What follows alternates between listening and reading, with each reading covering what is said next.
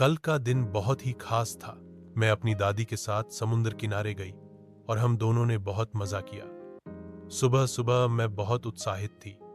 मेरे मन में बस यही सवाल था, समुद्र कैसा होगा, वहां मुझे क्या क्या दिखेगा। जैसे ही हम कार में बैठी, मैं बार बार पूछती रही, हम पहुंच गए, हम पहुंच गए। दादी हंस पड़ी और बोली, थोड़ा इंतजार करो बेटा, समुद्र तुम्हारा इंतजार कर रहा है। मैं अपनी सीट पर बस कूद कूद कर इंतजार कर रही थी।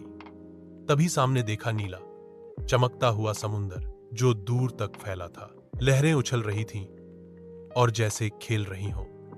मैं चिल्लाई, समुंदर समुंदर, और अपने हाथों से ताली बजाई। जैसे ही हम कार से बाहर उतरे, मैं रेत की तरफ भागी। रेत बहुत गर्म और नरम थी, जैसे मेरे पैरों के लिए एक प्यारी चादर। दादी आओ देखो, ये मेरे पैरों को गुदगुदा रही है। दादी ने मेरा हाथ पकड़ा और मुस्कुराई। हम लहरों की तरफ बढ़े। लहरें मेरी पैरों तक आईं और मुझे भिगा दिया। मैं पीछे हट गई, फिर आगे बढ़ी। लहरें जैसे मेरे साथ खेल रही थीं और मैं जोर जोर से हंसती रही। फिर मैंने रेत पर कुछ चमकते हुए देखा, शंख। मैंने झुककर एक उठाया, फिर दूसरा, फिर तीसरा। कुछ चिकने थे, कुछ घुमावदार, कुछ छोटे थे और कुछ बड़े। दादी देखो, ये तो इंद्रधनुष रंग का है, मैंने कहा। दादी ने बताया कि इन शंखों के अंदर कभी छोटे समुद्री जीव रहते थे। मैंने कुछ शंख अपनी जेब में रख लिए ताकि घर ले जाऊं। फिर दादी ने कहा, आओ हम एक रेत का महल बनाएं। मैं बहुत उत्साहित हो गई। मैंने रेत खोदी और ऊंचा टॉवर बनाया। दादी ने मजबूत दीवारें बनाई ताकि महल गिर न जाए। हम शंख, डंडे और समुद्र की घास से महल सजाए। तभी एक छोटा केकड़ा हमारे महल के पास दौड़कर गया। मैंने चौंक कर कहा, नमस्ते छोटा केकड़ा, क्या तुम हमारे महल में रहना चाहोगे? दादी ने झुककर कहा, स्वागत है श्री केकड़ा। हम दोनों जोर जोर से हंसे। उसके बाद मैं लहरों में दौड़ी। स्प्लैश, पानी मेरी घुटनों तक आ गया। वाह, मैंने चिल्लाया। मैंने लहरों के ऊपर कूदने की कोशिश की, लेकिन वे मुझसे तेज थी। समुंदर हमेशा जीतता है, मैंने हंसते हुए कहा। दादी ने मेरा हाथ पकड़ लिया और हम दोनों साथ में लहरों में दौड़े। कभी कभी लहरें मेरे पेट को गुदगुदातीं और मैं जोर जोर से चिल्लाती। मुझे लगा जैसे समुंदर मुझे बड़ा सा गीला गले लगा रहा है।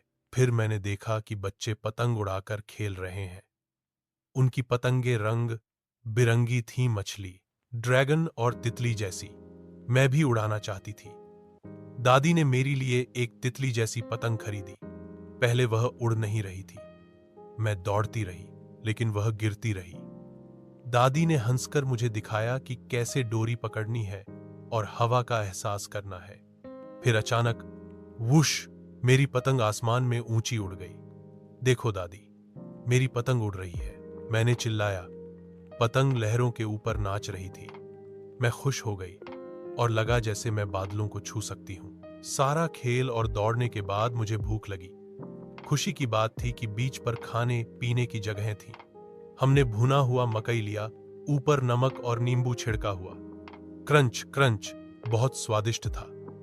फिर हमने कताजा नारियल पानी पी। मैंने सीधे नारियल से पिया, ठंडा और मीठा था। मैंने नारियल का मुलायम हिस्सा चम्मच से भी निकाला और खाया। कितना स्वादिष्ट, मैंने कहा।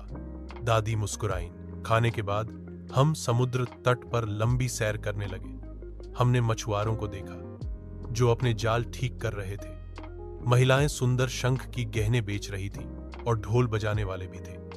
मैं लय के साथ ताली बजाती रही और दादी मेरे साथ नाची।